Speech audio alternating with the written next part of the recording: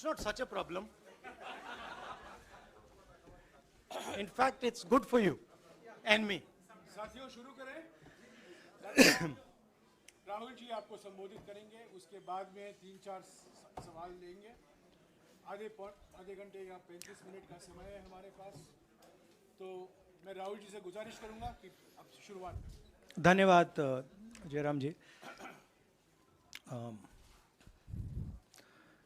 कल प्रधानमंत्री जी ने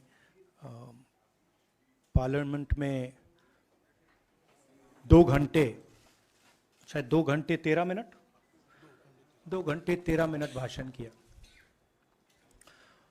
उसमें अंत में 2 मिनट उन्होंने मणिपुर की बात की।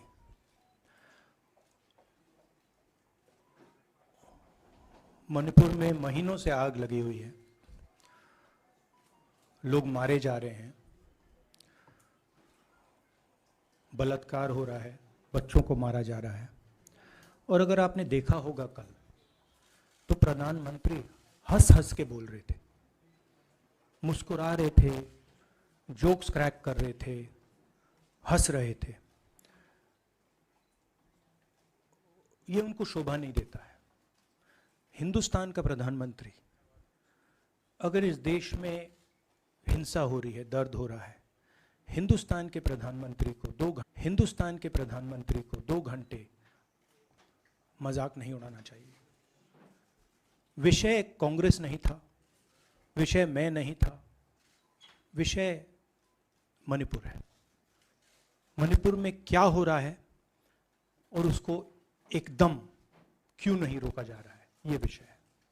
मैं आपको अपना एक्सपीरियंस देता हूं, जो मैंने शायद अभी तक बोला नहीं, शायद पहले बोल देना था।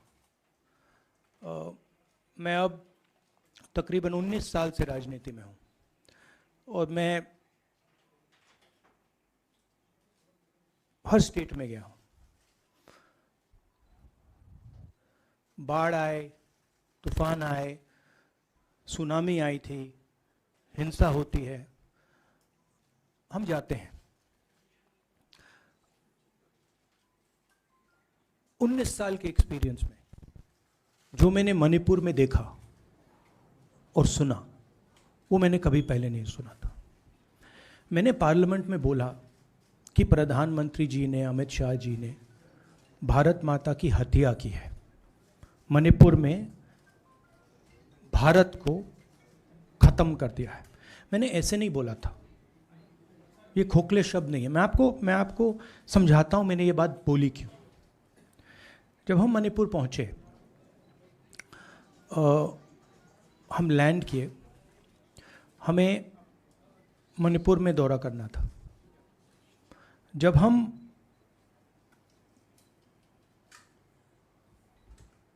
मेटे एरिया में गए, हमें साफ कहा गया था कि अगर आपकी सिक्योरिटी डिटेल में कोई भी कुकी होगा, उसको आप यहां मत लाइए क्योंकि हम उसको मार देंगे। और जब हम कुकी के एरिया में गए, हमें कहा गया अगर कोई मेटे आपकी सिक्योरिटी डिटेल में होगा, उसको आप मत लाइए, उसको हम गोली मार देंगे। हम जब गए, हमें मेटेज को परे करना पड़ा, हमें कुकीज को परे करना पड़ा। मतलब एक स्टेट नहीं है, आज 2 स्टेट है। स्टेट की हत्या कर दी गई है और उसको चीर दिया गया है। इसलिए मैंने बोला हिंदुस्तान की हत्या मणिपुर में बीजेपी ने कर दी है। और जब मैंने कल प्रधानमंत्री को देखा हंसते हुए, मजाक उड़ाते हुए, मैं समझ नहीं पा रहा था कि हिंदुस्तान का प्रधानमंत्री इस प्रकार से कैसे बोल सकता है। प्रधानमंत्री को ये पता नहीं लग रहा है कि हमारे देश में क्या हो रहा है। छोड़िए, नहीं जाना चाहते हैं, उसके भी कारण हैं, शायद मैं बता नहीं सकता हूं आपको, उसके कारण हैं। मगर अगर जा नहीं सकते हैं तो मणिपुर के बारे में बोले तो। हिंदुस्तान की आर्मी आप सब जानते हो, सेना को आप जानते हो, जो मणिपुर में हो रहा है, हिंदुस्तान की सेना उसको 2 दिन में रोक सकती है, 3 दिन नहीं लगेंगे। अगर हिंदुस्तान की आर्मी को कहा गया कि यह तमाशा बंद करो, 2 दिन में यह तमाशा ड्रामा बंद हो जाएगा। प्रधानमंत्री मणिपुर को जलाना चाहते हैं, आग बुझाना नहीं चाहते हैं, यह है सच्चाई। अब आप अपने सवाल पूछिए। Would you like me to say it in English? I watched the Prime Minister of India yesterday speaking for 2 hours, laughing, joking, लगाing naras in the parliament. The Prime Minister would say one line and the entire BJP would shout another nara. You know, the Prime Minister seems to have forgotten that the state of Manipur is on fire and has been on fire for 4 months. Women and children are dying over there. People are being murdered. Women are being molested, are being raped. And the Prime Minister of India is sitting in the middle of the parliament, shamelessly laughing. This is not about Rahul Gandhi. This is not about the Congress party. This is not about the opposition. This is about India. It's about our country. A state has been decimated. It has been destroyed. It does not exist anymore. And it has happened because of the politics of the BJP. Divide and rule and burn. That is why in my speech I said, Bharat Mata has been murdered in Manipur. It's very interesting. For the first time, the words Bharat Mata have been expunged from the parliament. It's an insult to those words. Whatever I said that is wrong. I have said Bharat Mata, which is an idea, which is the idea of India, where everybody lives peacefully, harmoniously, with affection, has been killed in Manipur. It's a fact. So, the word itself now cannot be spoken by the people of India. We cannot say Bharat Mata in parliament.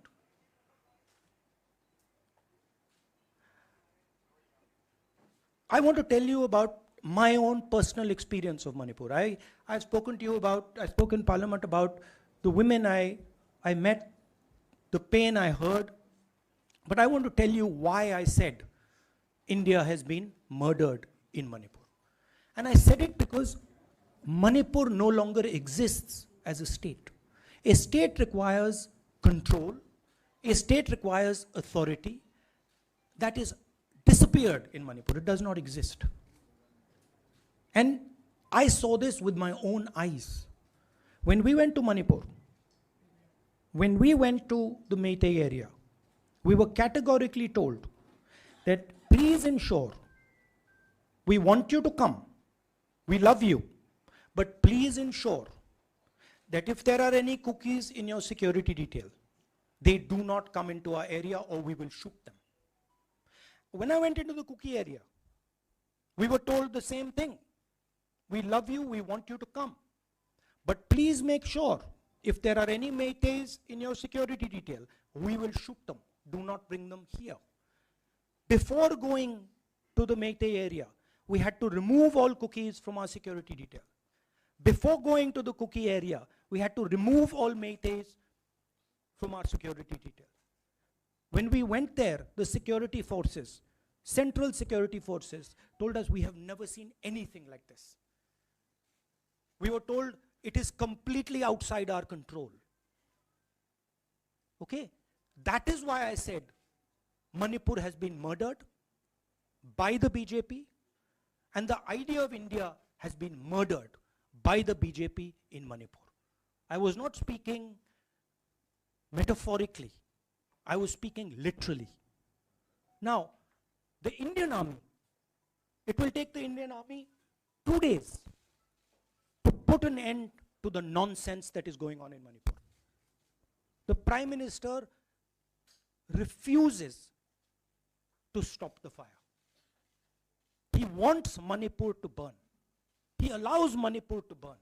Because if he did want it to stop, there are tools in the hands of the Indian government that can stop it immediately. I know.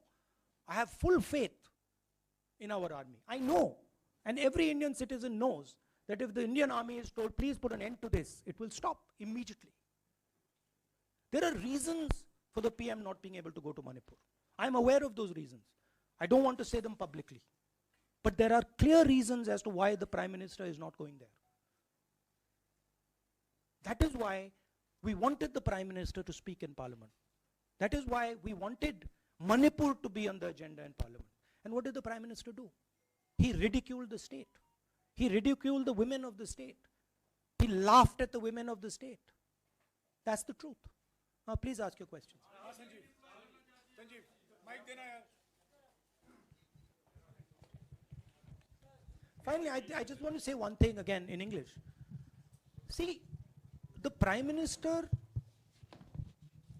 when he becomes Prime Minister, he ceases to be a politician. He becomes the representative of the voice of this country. His the politics should be put aside. And the Prime Minister should speak not as a petty politician, as the leader of a political party, but the Prime Minister should speak with the weight of the Indian people behind him. And it's tragic to watch Mr. Narendra Modi. It's sad, because the Prime Minister does not understand what he actually is. He is our representative. He's my representative. He's all our representative. And watching the Prime Minister spend 2 hours talking about the Congress, talking about the opposition, making ridiculous remarks about the name, this really does not do justice to an Indian Prime Minister. I've seen Prime Ministers from the Congress party, I've seen Prime Ministers from the BJP, I've seen Mr. Vajpayee, I've seen Mr. Dev Gowda. None of them have ever done this. There's a complete misunderstanding in the mind of Narendra Modi ji about what the Prime Minister of India is. Rahul ji, you wanted the Prime Minister to speak in Parliament, and now that he's spoken, and you've said that he wants Manipur to continue to burn. So what is the Congress Party's next step to retrieve Manipur and save it? The only conclusion I can draw, because the Prime Minister has tools in his hand that can stamp out the fire in Manipur certainly within 3 or 4 days. But for some reason he's refusing to use those tools. Right? The Prime Minister could at least go to Manipur, talk to the communities, and say, I'm your Prime Minister. Let's start talking. It will be taken seriously. So I don't see any intention. Rahul ji कल ये भी प्रधानमंत्री ने अपने भाषण में कहा कि 2018 में ये लेके आए थे, 2023 में विश्वास प्रस्ताव लेके आए और 2023 में भी लाएंगे। तो एक तरीके से उन्होंने साफ तौर पर ये कह दिया कि हमारी सरकार अगली बार भी बन रही है। एक पॉलिटिकल बात भी उन्होंने कही। तो आप उनके पूरे भाषण को आप ये कह रहे हैं कि पॉलिटिकल भाषण ज़्यादा था, मणिपुर पे बात बहुत कम थी, तो इसको कैसे देखते हैं? नहीं, भाषण हिंदुस्तान के बारे में नहीं था, भाषण नरेंद्र मोदी जी के बारे में था। वो अपनी राय, अपनी राजनीति, अपने एम्बिशंस वो आपको दे रहे थे। सवाल ये नहीं है कि नरेंद्र मोदी जी 24 में प्रधानमंत्री बनेंगे या नहीं। सवाल ये है कि मणिपुर जल रहा है, महिलाओं का बलात्कार हो रहा है, लोग मारे जा रहे हैं। सवाल ये है कि अगर ये प्रधानमंत्री कहना चाहते हैं तो ये पब्लिक मीटिंग में कहें। मजाक बनाना चाहते हैं तो जब मणिपुर नहीं चल रहा है तो करें।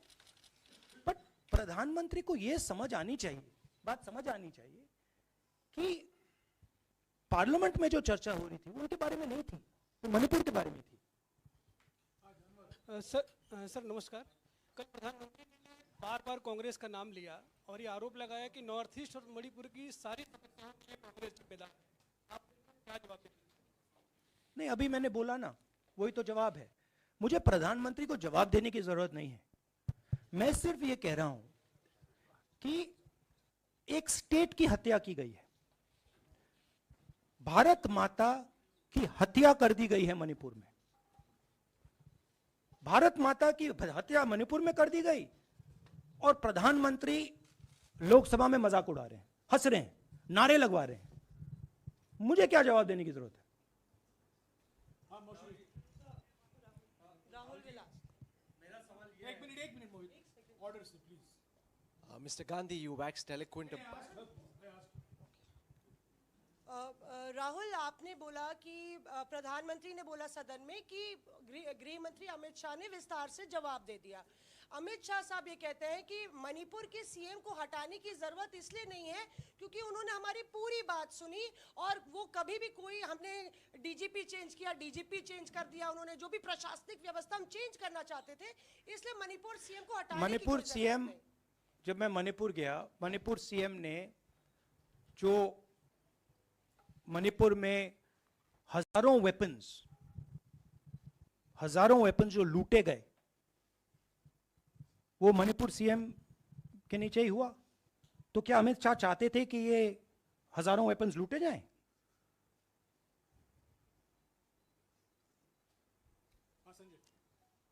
राहुल जी, जो हिंसा चल रही है, क्या अमित शाह चाहते हैं कि हिंसा चलती जाए? चीफ मिनिस्टर उसको रोक नहीं पा रहा है। अमित शाह जी कह रहे हैं कि भैया वो हमारी बात मान रहा है, तो क्या आप चाहते हैं कि मणिपुर चलता जाए? राहुल जी, एक संसद में एक नया ट्रेंड दिखाई दे रहा है कि कई सेशन से ऑपोजिशन के एमपीज या तो सस्पेंड हो रहे हैं या डिस्क्वालीफाई हो रहे हैं, या एक सेशन से ज़्यादा ये ऑपोजिशन के एमपीज का जो प्रिविलेज मोशन या प्रिविलेज रूल्स के तहत जो डिस्क्वालिफिकेशन हो रहा है या सस्पेंशन हो रहा है, इसका जो ट्रेंड बढ़ रहा है, इसको आप लोग कैसे एड्रेस करेंगे? आप देखिए, एमपीज को निकालें, वापस डालें, हमारा काम बदलता नहीं है। हमारा लक्ष्य जो मणिपुर में हो रहा है उसको रुकवाने का है। जो भी औजार हमारे हाथों में है, उस हिंसा को रुकवाने के लिए उनका हम प्रयोग कर रहे हैं और करेंगे।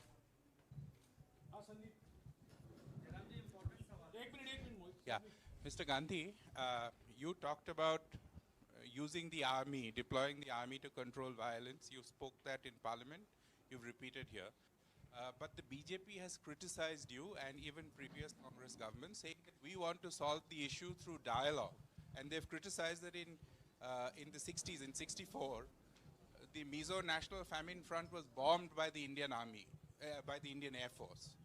So they said that, you know, they do not believe I have never heard in my entire career, I have never been told anywhere I have been in India that if you take this person as a security officer with you, we will put a bullet in his head. I have never heard it. And I heard it twice in Manipur. That means there is no dialogue in Manipur. There is pure violence taking place in Manipur. The first step is to stop the violence, put an end to it. I point out the army, but what I mean is that the Prime Minister has multiple instruments in his hands. He's not using them. It's been burning for 4 months. He's doing nothing and he's laughing. I'm amazed people can't see this. That he's sitting in Parliament and laughing. Jairam ji, Last question. Jairam जी, मोहित दुबे हूँ news nation से। आपने 37 minute का भाषण जयराम जी, राहुल जी नहीं मतलब आप मुझसे जयराम कर रहे हैं या उनसे? जयराम कर रहे हैं आपसे। राहुल जी, आपने जय सिया राम। राहुल जी, आपने 37 मिनट का भाषण लोकसभा के भीतर दिया और 37 मिनट में सिर्फ आपको करीब 14 मिनट ही दिखाया गया, बाकी आपके चेहरे पे कैमरा नहीं था और आप मणिपुर गए, मैक्सिमम टाइम आपने मणिपुर के ऊपर बोला। इस परंपरा को आप किस तरीके से देखते हैं?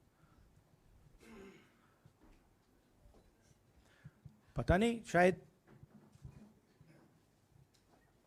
कॉन्ट्रडिक्शन है। शायद पीएम मेरा चेहरा टीवी पे नहीं देखना चाहते, मगर फिर पीएम मेरी वीडियो के बारे में बात करते हैं। तो पता नहीं क्या है, बट मुझे लगता है शायद उनको मेरा चेहरा टीवी पे देखना अच्छा नहीं लगता। कोई प्रॉब्लम नहीं है।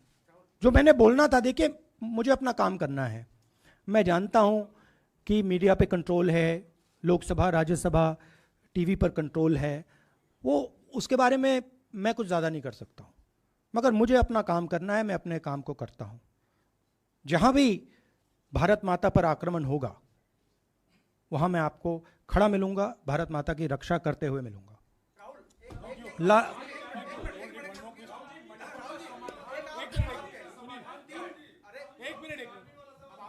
हाँ, okay, last question, brother.